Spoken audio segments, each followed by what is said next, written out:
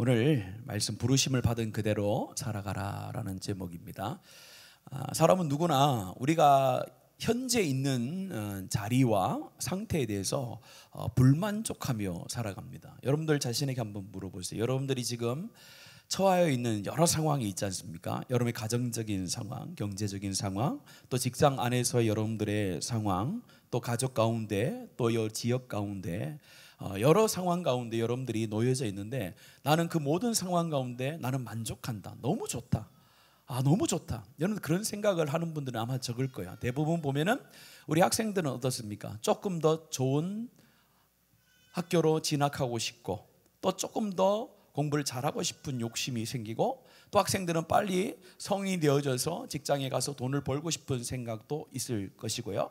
직장에 이미 다니고 있는 분들은 조금 더 높은 직급으로 내가 승진하길 바라고, 또 작년보다 올해보다 내년이 연봉이 조금 더 올랐으면 좋겠다라는 그런 어떤 불만족을 가지고, 또 어떻게 보면은 선한 기대를 가지고 살아가게 됩니다. 모든 사람들이 다 그런 불만과 불편을 가지고 살아간다라는 것입니다. 그런데 중요한 것은 그런 불평과 불만이 그 불평과 불만으로만 남아있으면 인생 가운데 행복과 감사가 있을 수 없다라는 겁니다. 아무리 자기 자신 가운데 불만과 또 불평이 있어도 다른 사람들이 볼 때는 그 자리가 행복한 자리요, 감사의 자리일 수 있거든요. 그래서 이 땅 가운데 모든 상황들, 우리가 죽을 때까지의 우리 가운데 다가오는 모든 상황들은, 또 우리가 처해져 있어야 될 그 위치는 거의 다 만족이 아니라 불만족스러운 상태가 될 것입니다. 그런 상황 속에서 하나님께서는 우리 가운데 뭘 요구하시겠습니까? 세상 사람들처럼 상황과 역경과 위치를 보고 늘 불만과 불평하며 살아가라, 그렇게 말씀하지 않았어요. 하나님께서 부르신 그 자리가 네가 있는 자리라는 것을 기억하고 그 자리에서 마땅히 하나님께 해야 될 것을 해야 된다는 거예요. 불만과 불평을 하는 것이 아니라 그 자리에 하나님께서 부르신 의도와 목적이 있는데, 그것을 너희들이 알고 그곳에서 그것을 행하면은 하나님께서 또 다른 자리로 옮겨주실 텐데, 그렇지 않고 불만과 그 안에서 불평만 있으면 하나님께서 그 자리로부터 벗어나지 못하게 하신다라는 그런 원리가 성경에 나와 있습니다. 그 여러 말씀 중에 오늘 고린도전서 가운데 이 읽었던 17절과 24절 사이에 보면은 그런 내용이 두 가지가 나와요. 오늘 말씀에 보면은 계속해서 반복되어지는 구절이 있습니다. 17절과 20절과 24절이에요. 오늘 설교의 제목으로 잡은 말씀인데 우리 이어서 한번 더 읽겠습니다. 먼저 17절의 말씀임. 시작. 오직 주께서 각 사람에게 나누어 주신 대로 하나님이 각 사람을 부르신 그대로 행하라.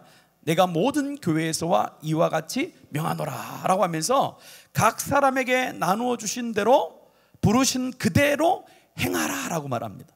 또 여러분들 성경 20절 말씀입니다. 20절에도 똑같은 말이 나와요. 같이 읽습니다. 시작. 각 사람은 부르심을 받은 그 부르신 그대로 지내라, 이렇게 해요. 또 마지막 24절도 한번 읽습니다. 시작. 형제들아 너희는 각각 부르심을 받은 그대로 하나님과 함께 거하라라고 하면서, 하나님께서 부르신 그대로, 하나님께서 각자 가운데 허락하신 나눠주신 그대로 너희들은 만족하며 하나님 안에 거하라라고 말합니다. 이런 내용이 왜 세 번 연거푸 나왔냐면은, 고린도 교회 안에는 이방 교회였기 때문에 무할례자와 할례자들이 같이 예수님을 믿은 거예요. 할례자들은 누굽니까? 유대 율법에 의해서 8일 만에 할례를 받고 혈통에, 육적인 혈통에 의해서 하나님의 선택되어진 백성이라는 증표가 있는 그런 유대인들이었어요.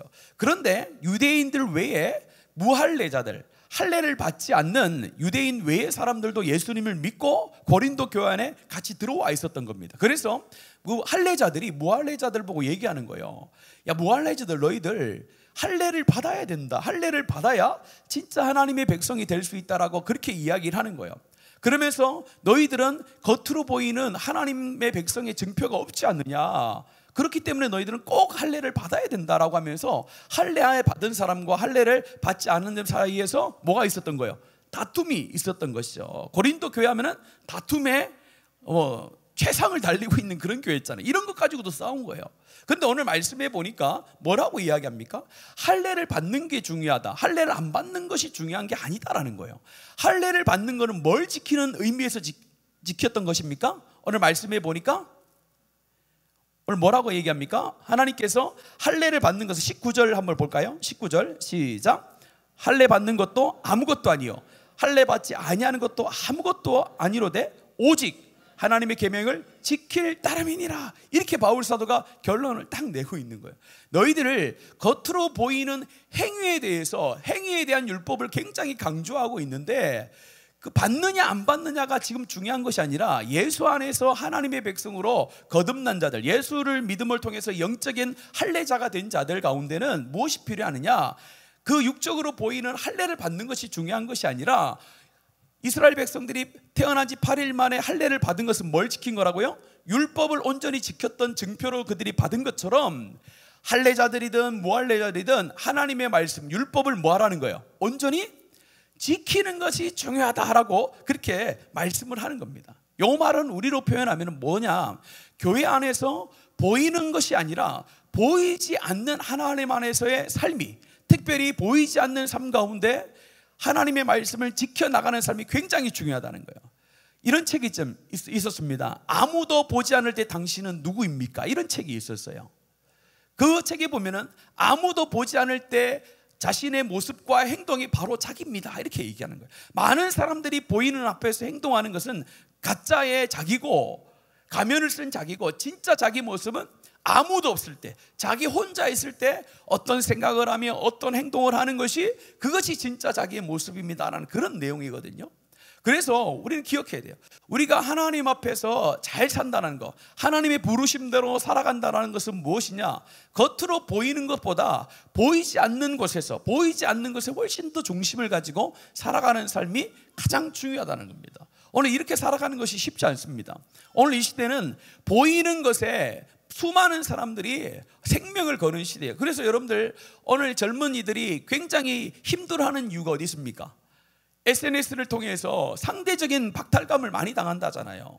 그래서 우리 교육가들이라든지 또 문화를 이끌어가는 사람들이 가장 지금 심각하게 생각하는 게 바로 그겁니다. 많은 사람들이 이 인터넷을 통해서 자기의 삶을 이렇게 드러낸단 말이에요. 드러낼 때에 좋지 않은 것을 드러냅니까? 아니면 최상의 것을 드러냅니까? 그렇죠. 최고의 삶을, 자기가 할 수 있는 최고의 것을 다른 사람에게 보이기 위해서 SNS에다 올린단 말이에요. 인터넷에 올린단 말이에요. 그런데 그것을 보는 사람들은 저 사람은 가끔 저렇게 살 수도 있겠구나, 이렇게 생각해야 되는데, 보는 사람들은 어떻게 생각합니까? 저 사람은 평일의 삶, 매일의 삶이 저렇게 사는 거라고 착각을 하는 거예요. 예를 들면 자기 집에 있는 모든 돈을 끌어다가 가장 비싼 식당에 들어가서 20년 만에 처음 회식을 했어요. 근데 그걸 올렸어요. 보는 사람은 어때요? 이 집은 매일 저렇게 먹나? 이렇게 우리 아이들이 오해를 하는 거예요. 그러다 보니까 자꾸 상대적인 박탈과 빈곤함이 있는 거예요. 그처럼 수많은 사람들이 보이는 것에 목숨을 거는 시대가 되었어요. 그것이 어떤 것들이 있습니까? 직업, 학력, 재산, 다 그래요. 학력도 마찬가지예요. 보이는 학력, 어떤 졸업장을 가지고 있느냐가 아직도 여전히 중요하게 여기는 시대가 되고 있고, 직업이 뭐냐에 따라서 사람의 가치를 평가하는 그런 모습도 우리 가운데 굉장히 많다는 거예요. 이런 것들은 우리가 어느 정도 세상 사람들도 그러니까 인정을 한다 쳐도, 심지어 신앙의 모습도, 신앙의 형태도 보이는 것에 관심을 갖고 보이는 것에 목적을 두고 성도의 삶을 살면은 오늘 할례파나 무할례파나 이야기하는 것처럼 똑같다라는 거예요. 오늘 이 시대의 신약의 교회 가운데서 중요한 것은 보이지 않는 곳에서 보이지 않는 하나님의 사람으로 살아가는 것이 굉장히 중요한데, 남들은 보이는 데서 열심을 내지만 보이지 않는 곳에서는 열심을 내지 않는다라는 거예요. 그래서 대부분 보면요, 기도하는 것은요 잘 보이지 않습니다. 맞잖아요. 보이지 않는 곳에서는 열심히 해야 되는데 보이는 것에만 열심히 하는 거예요. 그래서 앞서서 섬기는 사람들은 항상 조심해야 돼요. 저처럼 늘 앞에 보이잖아요. 보이는 사람은 늘 조심해야 돼요. 뭘요? 보이지 않을 때 하나님의 사람으로 살아가는 것이 굉장히 중요하다는. 그래서 앞선 자들 가운데 뭐라고 합니까? 성경에서는 많은 사람들이 뭐 되지 말라고 해요? 선생 되지 말라고 하는 거예요. 왜냐하면 이 앞서서 하는 사람들은 보이기 위해서 하나님의 율법을 지키면은 바리새인과 서기관들처럼 하나님 앞에 온전한 신앙의 삶을 살 수가 없다는 겁니다. 오늘 이 저녁에 이 한 가지, 첫 번째 살펴볼 것은 나는 과연 하나님 앞에 하나님의 율법을 아무도 보지 않는 가운데서 내가 혼자 있을 때 진실함으로 하나님의 사람으로 지켜나가고 있는가? 다른 사람이 보지 않아도 하나님의 교회와 하나님 나라를 위해서 섬기고 수고하는 일에 내가 열심을 내고 있는가? 아니면 반대로 평소에는 가만히 있고 누가 보지 않을 때는 그렇지 않다가 누가 볼 때만 열심히 하고 누가 볼 때만 믿음으로 사는 것처럼 보이는 혹시 그런 모습은 있지 않는지를 한번 살펴봐야 되는 거예요. 그래서 우리가 보통 사람들과 겉과 속이 같은 사람이 신실한 사람이라고 이야기하잖아요. 성도 안에도 그런 표현이 될 수도 있다는 거예요. 겉과 속이 같은 신앙의 이 율법을 지키는 자의 모습이 중요한 것이다라고 바울 사도가 이야기하는. 그래서 너희들 율법과 율법에 따라서 할례와 무할례를 나누고 막 싸우고 있는데 그거 아니다. 그게 아니라 율법을 하나님 앞에서 거룩함으로 신실함으로 정결함으로 지켜나가는 지킴이 굉장히 중요하다라고 그렇게 얘기하는 거예요. 두 번째는 어떤 일이 있었냐면요, 그 당시에는 종이 있던 시대잖아요. 그래서 오늘 말씀 이제 21절부터 보면 이제 종으로 이제 종과 주인의 관계를 이야기하는 거예요. 종과 주인이 같이 여기에 있으니까 어떻게 해요? 껄끄러운 거예요. 종은 종으로서의 주인을 볼 때마다 늘 나는 종인데라는 생각을 갖고 있고, 주인은 나는 주인이고 저 사람은 종인데라는 그런 생각을 가지고 고린도 교회 안에 있었던 거예요. 그래가지고 물어보는 거예요. 21절 말씀 같이 한번 읽어볼까요? 21절입니다. 시작. 내가 종으로 있을 때에 부르심을 받았느냐? 염려하지 말라. 그러나 내가 자유롭게 될 수 있거든 그것을 이용하라 하라고 먼저 종된 자들에게 이야기하는 거예요. 종되었을 때 하나님의 부르심을 받았느냐? 그거에 너희들 염려하지 말고 어떻게 해요?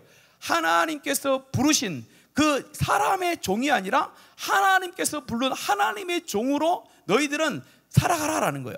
하나님의 종으로 살아가는 거지 사람의 종으로 살지 말라라고 그렇게 이야기합니다. 또 주인들한테는 뭐라고 이야기합니까? 22절 말씀 한번 같이 한번 읽어볼까요? 시작.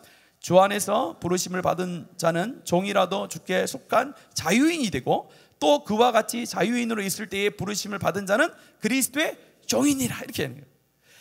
그리스도 안에서는 종으로 부름받은 자들도 그리스도 안에서 자유한 자가 됐고, 또 반대로 자유한 자도 그리스도 안에서 부름받은 자는 그리스도의 뭐가 되는 거예요? 종이 된다라고 이렇게 얘기하는 거예요. 그래서 눈에 보이는 종과 주인의 개념이 아니라 하나님 안에서 모든 자들은 자유함을 얻은 하나님을 섬기는 종이다 이렇게 표현하는 거예요. 바울 사도가 굉장히 논리적으로 쓰고 있는 거죠.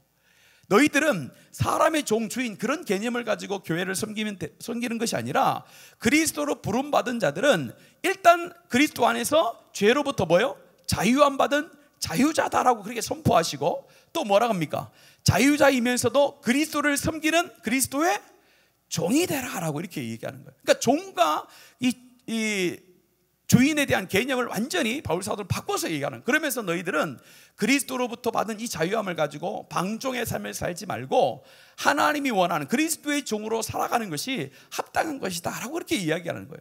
그러면서 세 번 강조했다고 했잖아요. 17절과 또 20절과 24절에 강조한 것처럼 부르신 종이었으면 종인대로, 무할례자면 무할례자로, 또 주인이었으면 주인으로, 또 할례자면 할례자로 하나님께서 다 불러주셨는데 부르신 그 목적대로 너희들이 그 안에서 살아가는 것이 굉장히 중요하다면서 마지막 결론이 24절인데 읽었지만 같이 한번 더 읽을게요. 시작. 형제들아 너희는 각각 부르심을 받은 그대로 하나님과, 그렇죠, 오늘 보면은 각자 부르심과 하나님께서 주신 대로 거기에서 살라라고 합니다. 다른 사람들과 비교하거나 다른 사람들에 대하여서 뭐 이야기하지 말고 하나님께서 너를 불러주셨으면 그 부르신 가운데서 너희들은 하나님 앞에 살아가야 되는데 어떻게 살아가야 되느냐? 부르심을 받은 그대로 하나님과 함께 거하라 이렇게 하는 거예요. 그러니까 이건 뭘 얘기하면은 하나님 앞에 함께 거하라는 것은 언어상으로 보면요, 이 거하라는 것은 머물다, 함께한다, 계속한다라는 거예요. 부르심을 받은 자들은 가장 중요한 것이 누구와 거하고 누구와 함께하는 것이 중요하다는 거예요.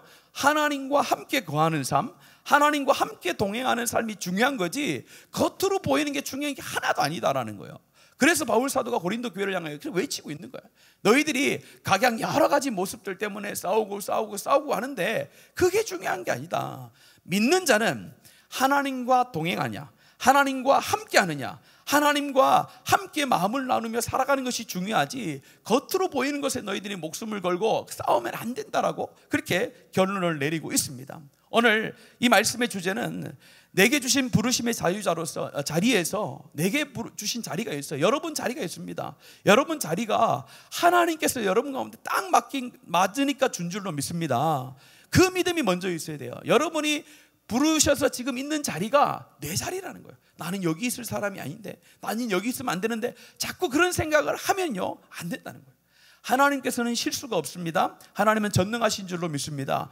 그 하나님께서 우리 삶을 이끌어 가시는 데 있어서 어떻게 우리의 아버지 되신 하나님께서 우연히 잘못해서 아무런 계획 없이 여러분들을 여러분 자리로 보내셨을까요? 그렇지 않다는 거죠. 적어도 믿음이 있다라고 하는 것은 하나님께서 나를 지금 그 자리로 보냈다는 거예요. 그게 중요한 거예요. 그곳에서부터 믿음의 시작이 되는 겁니다.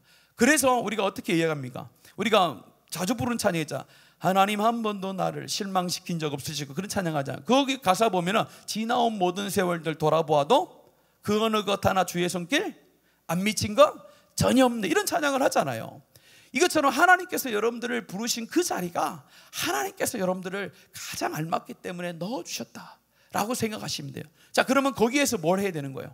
거기에서 아무도 안 볼 때, 겉으로 보이는 신앙이 아니라 진짜 하나님과 나만 있을 때 그곳에서 하나님의 말씀대로 살아가느냐, 그곳에서 정말로 하나님께서 나를 자유자로 불러주시고 하나님의 종으로 불러준 자로 내가 그 자리에 있느냐, 그 자리에서 내가 하나님과 동행하며 하나님과 함께 머물러 있느냐, 그것이 중요하다는 거예요. 그래서 뭡니까? 높은 산이 거친들이 초막이나 궁궐이나 내 주위에서 모신 것이 그 어디나 하늘나라라고 했잖아요.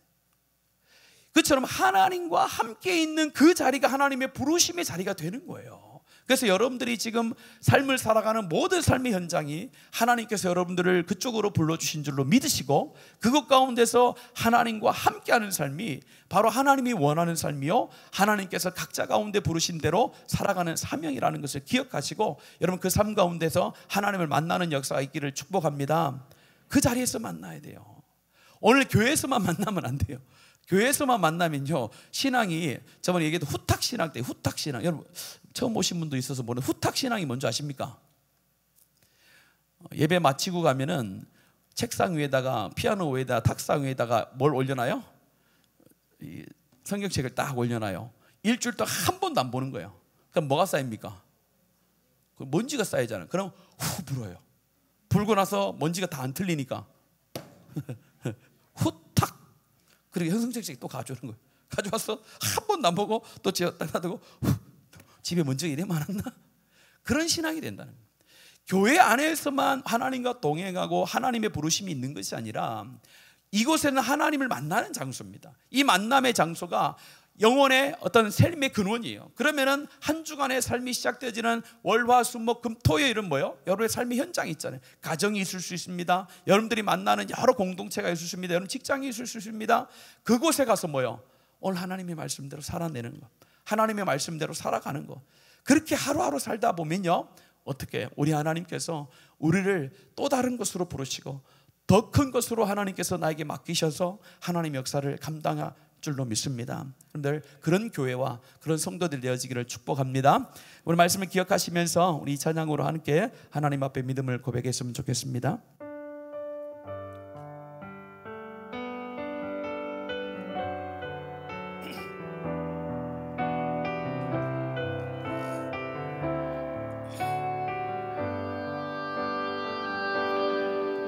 내가 주인 삼은 모든 건 내려놓고 내 줄 되신 주 앞에 나가 내가 사랑했던 모든 건 내려놓고 주님만 삼 믿음의 고백으로 고백합시다. 내가 주인 삼은 내가 주인 삼은 모든 건 내려놓고 내 주 되신 주 앞에 나 내가